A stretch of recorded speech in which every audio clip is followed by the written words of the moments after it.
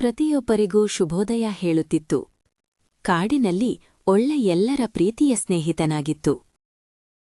ಒಳ್ಳೆಯ ಮಾತುಗಳು ಎಲ್ಲರಿಗೂ ಇಷ್ಟವಾಗಿದ್ದವು.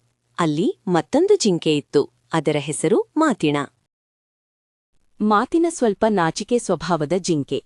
ಅದಕ್ಕೆ ಸರಿಯಾದ ಮಾತುಗಳು ಬೇಗ ಸಿಗುತ್ತಿರಲಿಲ್ಲ. ಹಾಗಾಗಿ ಮಾತಿನ ಹೆಚ್ಚಾಗಿ ಮೌನವಾಗಿ ಇರುತ್ತಿತ್ತು. ಒಮ್ಮೆ ಒಳ್ಳೆ ಮಾತಿನೆಯ ಬಳಿಗೆ ಓಡಿಬಂತು.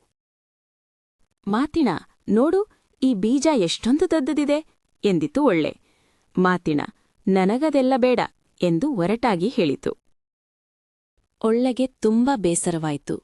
ಮಾತಿನೆಯ ಮಾತು ಒಳ್ಳೆಯ ಮನಸ್ಸಿಗೆ ನೋವು ಕೊಟ್ಟಿತು.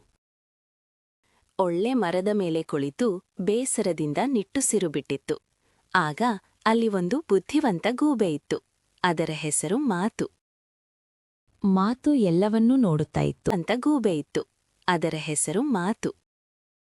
ಮಾತು ಎಲ್ಲವನ್ನೂ ನೋಡುತ್ತಾ ಇತ್ತು. ಮಾತು ನಿಧಾನವಾಗಿ ಒಳ್ಳೆಯ ಬಳಿಗೆ ಹಾರಿತು. ಒಳ್ಳೆ, ಏಕೆ ನೀನು ಇಷ್ಟು ದುಃಖವಾಗಿದ್ದೀಯಾ ಎಂದು ಕೇಳಿತು ಮಾತು. ಒಳ್ಳೆ ನಡೆದದ್ದನ್ನೆಲ್ಲ ಮಾತಿಗೆ ವಿವರಿಸಿತು. ಮಾತು ನಗುತ್ತಾ, ಒರಟು ಮಾತು ಕಲ್ಲಿನಂತೆ ನೋವು ಕೊಡುತ್ತದೆ ಎಂದಿತು. ಆದರೆ ಸಿಹಿ ಮಾತು ಮಲ್ಲಿಗೆ ಹೂವಿನಂತೆ ಪರಿಮಳ ನೀಡುತ್ತದೆ. ಮಾತಿನಗೆ ಸಿಹಿ ಮಾತಿನ ಶಕ್ತಿ ಗೊತ್ತಿಲ್ಲ ಅಷ್ಟೆ.